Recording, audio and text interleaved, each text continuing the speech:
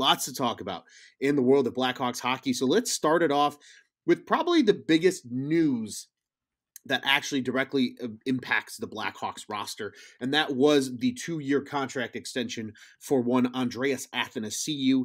It is a 2-year deal. It's 4.25 is the annual average value over those 2 years.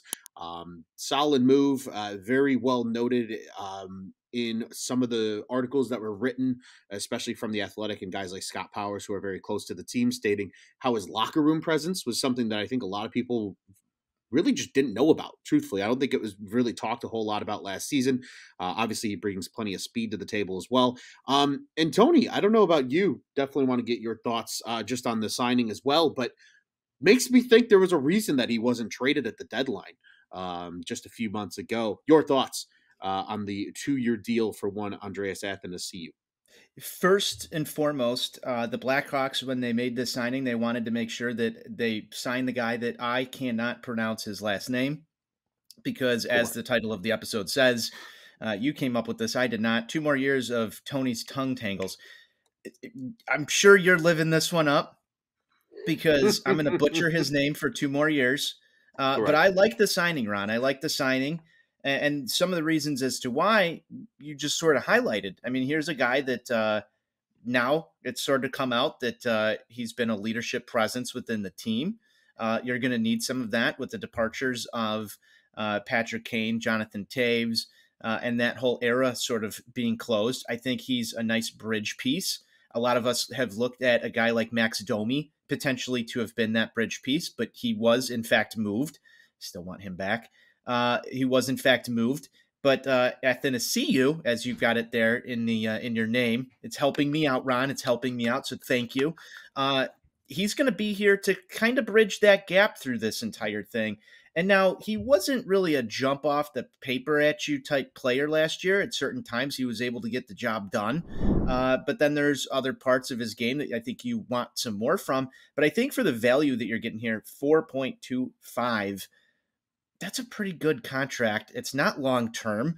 Mhm. He's going to help fill some of that cap space that GM Ron loves. I know you love it because we've got to spend some money. I think when you go out and look at the free agent market, this deal makes some sense and it supports some of the other things we're going to talk about here. I mean, you had talked about investing in Connor Bedard Mhm. in an article that came out over at OnTap Sportsnet, I believe about a week ago, Ron. And this is another guy to sort of add to that.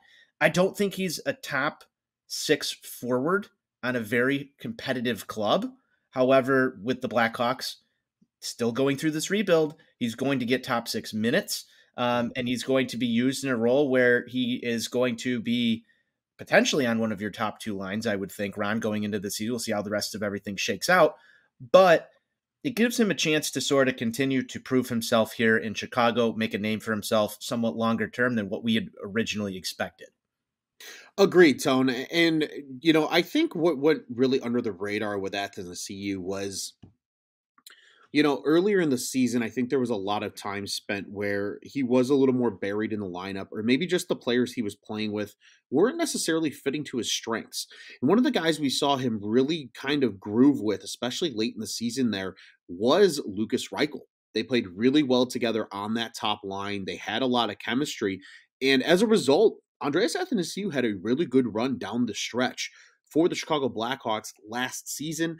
Worth noting as well, Tony, since he became, we'll call him a regular NHLer as of 2015-16, he played 37 games that season with the Detroit Red Wings. Outside of the outlier season in 2018-19, where he had 30 goals and 54 total points, last season was his best statistical season as a pro. 20 goals. That was the most, excluding that 30-goal season, since he had 18 all the way back in 16-17. And then Tony finished that up with the 20 assists. Even the year he had 30 goals, he only had 24 assists. So becoming more of a playmaker on this Blackhawks team, too, down the stretch. We saw his assist numbers really start to creep up later in the year. Like you said, it's a perfect move for where they're at right now. It helps you get closer to that cap floor. They still have about almost $16 million they have to spend to get there. They're just short of that. And then on top of it, he's still young enough where his best hockey might still be in front of him. Only 28 years old. I think that's something that goes very kind of understated just because of how long he's been around. So I love the move. I think it's a perfect move for everybody. Like you said, not a ton of term. It's not going to handicap them from a cap space perspective.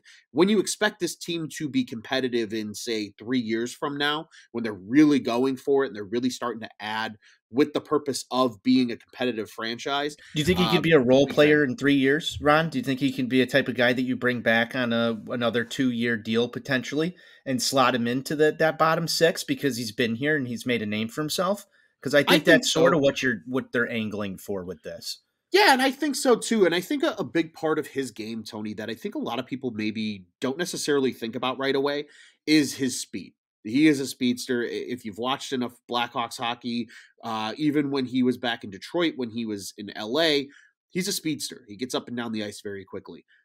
Luke Richardson likes guys that go balls to the walls and have that speed. It fits Luke Richardson's system. And I think that's another reason why this feels like such a good fit for the Hawks is because of that speed element that he brings to the table. You factor in the presumed number one pick. We only got to say that a little bit longer, but the presumed number one pick in Connor Bedard, Lucas Reichel, who's got some wheels on him. This is going to be a fast top six, I think, from the Blackhawks this season. And I think they are going to give some teams some fits despite being still a rebuilding club in 2023, 2024. I mean, they were still giving teams fits as a rebuilding club last season Right. under Luke Richardson. I would imagine that he had a lot of good things to say about Andreas Athanasiou over the past season, and that's one of the reasons he's back here on a 2 year deal.